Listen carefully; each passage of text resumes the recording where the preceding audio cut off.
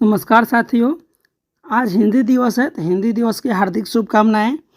इसमें मैं आपको 20 प्रश्न जीके का कराऊंगा जो क्विज के रूप में आपको मिलने वाला है।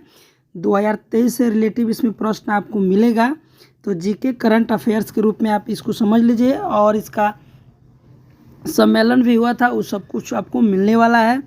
इसमें आप जानेंगे कि हिंदी जो भाषा है उसको कब राजभाषा का दर्जा मिला, हिंदी दिवस कब मनाया जाता है, इसका जन्म किस भाषा से हुआ है, हिंदी भाषा की लिपि क्या है, ये सब कुछ आपको मिलने वाला है। तो इसलिए आप वीडियो को अंत तक बने रहिए और चैनल पर नए होंगे तो चैनल को सब्सक्राइब जरूर कर लें। पहला पॉइंट देख लेते हैं कि अनुच्छेद 343 से अनुच्छेद 351 के रूप में जो कानून बना उसमें हिंदी को राष्ट्रभाषा नहीं, क्या राष्ट्रभाषा नहीं बल्कि राजभाषा का दर्जा मिला।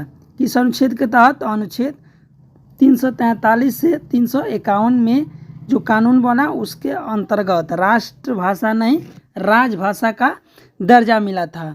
और एक और पॉइंट देख लीजिए यहाँ से, 14 सितंबर को संविधान ने राजभाषा का दर्जा दिया था, इसलिए 14 सितंबर को ही हिंदी दिवस मनाया जाता है। अब चलिए आपको एमसीक्यू के रूप में आपको जो प्रश्न है वो मैं करा रहा हूँ। तो पहला प्रश्न दिया है कि हिंदी दिवस कब मनाया जाता है। तो हिंदी दिवस कब मनाया जाता है, अभी मैंने जस्ट बताया आपको, हिंदी दिवस मनाया जाता है 14 सितंबर को, यानी ऑप्शन नंबर इसका भी करेक्ट आंसर होगा। चलिए दूसरा देखते हैं।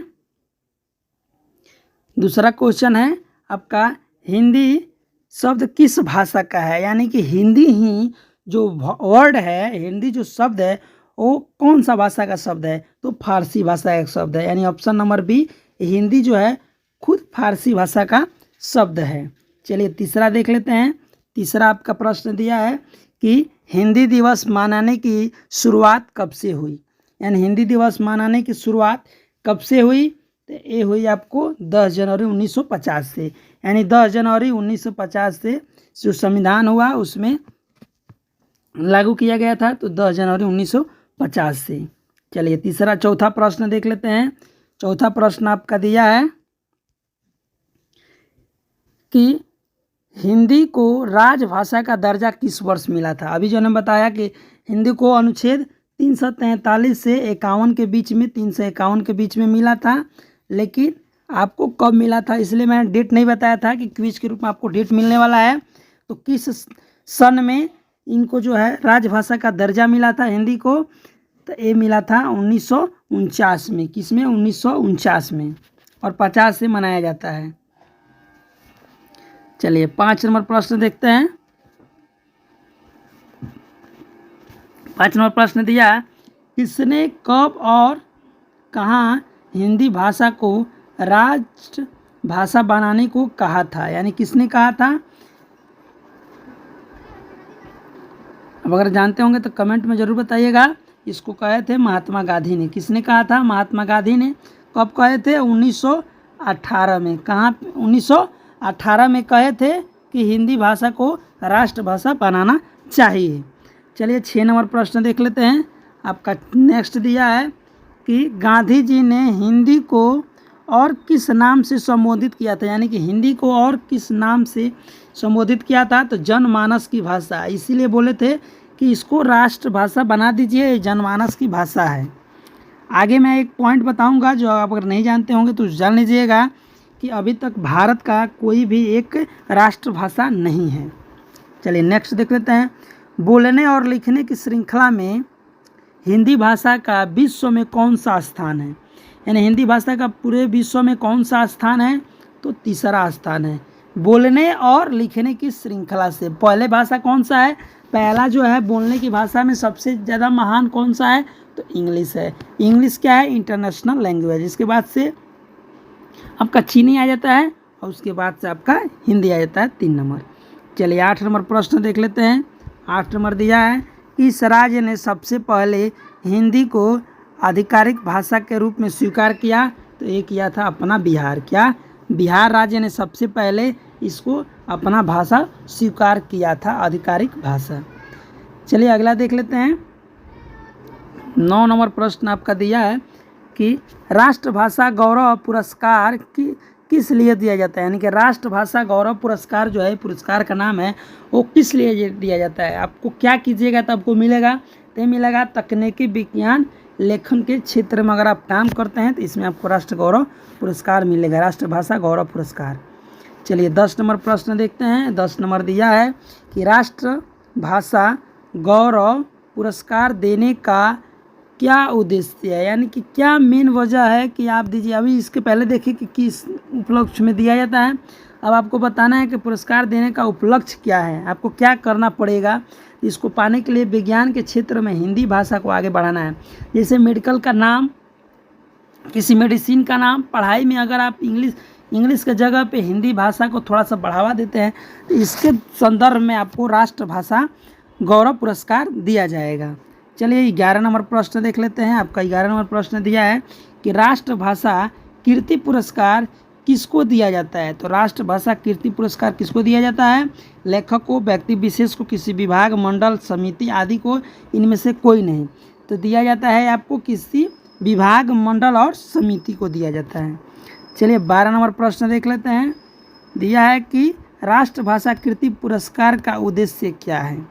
अभी इसमें आपने देखे कि इसमें किसी विभाग, मंडल और समिति, इसमें दिया है कि पुरस्कार कीर्ति का उद्देश्य क्या है।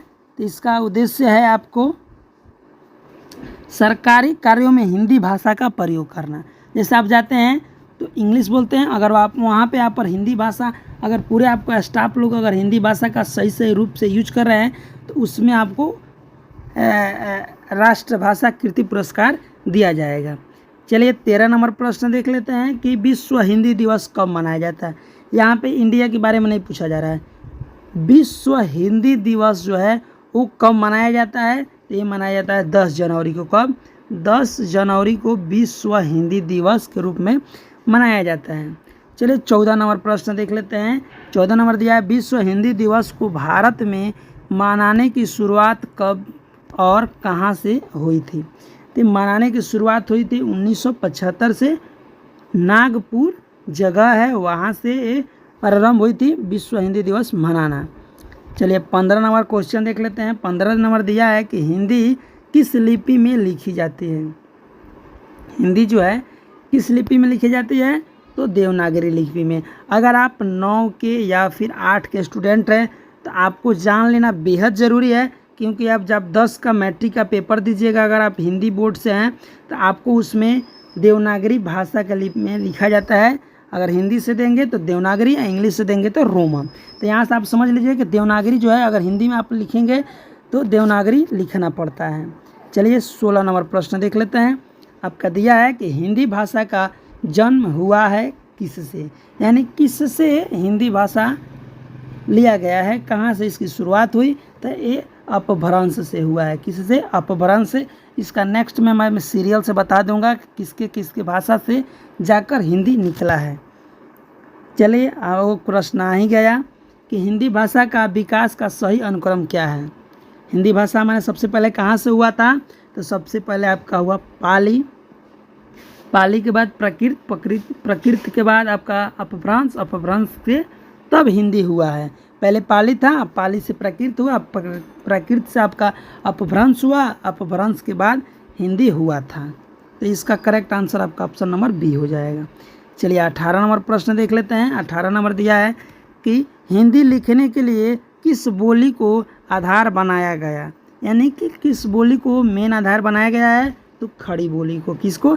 खड़ी बोली का। जैसे अगर आप अ, नी, आ, ल लिख रहे हैं तो इसमें खड़ी बोली का इस्तेमाल किया गया। खड़ी गिनती भी होती थी। आप अपने दादा लोग से पूछिएगा, जो आपके बाबा दादा परदादा होते थे, उनके ज़माने में खड़ी गिनती भी होती थी, अभी जो नहीं होता है।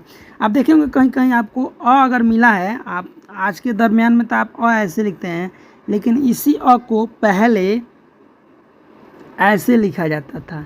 ये पहले अ लिखा जाता था, अभी ए लिखा जा रहा है। आज आप ऐसे लिख दे रहे हैं, पहले अड़ा ऐसे लिखा जाता था। तो खड़ी बोली में और आज में यही अंतर आपको है। ठीक, चलिए आप देखते हैं अगला प्रश्न 19 नंबर कि वर्तमान हिंदी का प्रचलित रूप क्या है। वर्तमान हिंदी का प्रचलित रूप आपका क्या है, तो खड़ी बोली है। चलिए नेक्स्ट और अंतिम प्रश्न देख लेते हैं।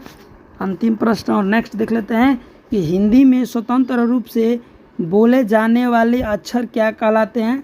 कि आप समझ लीजिए, स्वतंत्र रूप से यानी कि किसी और अक्षर आप समझ रहे हैं ना, अक्षर किसी और अक्षर की ज़रूरत न पड़े तो वह है आपका स्वर। क्या है आपका स्वर। स्वर यानी कि अ आ ई छोटी बड़ी, इसमें डायरेक्ट है। अगर आप क पढ़ते हैं तो क में क्या है, इसका संधि कीजिएगा तो आधा क है और अ है, दो चीज़ का मिलाकर संयुक्त है। तो ये क्या है आपका, ये स्वतंत्र नहीं है, यानी कि किसी का लिया हुआ है। और स्वर जो है, जैसे स्वर में आपका अ आ ई आ गया, ये आपका क्या है, स्वतंत्र रूप से है। तो इसका आंसर आपका ए हो जाएगा। वीडियो कैसा लगा आप कमेंट में ज़रूर बताइएगा, और चैनल पर नए होंगे तो चैनल को लाइक सब्सक्राइब और शेयर करना ना भूलिएगा। Thank you.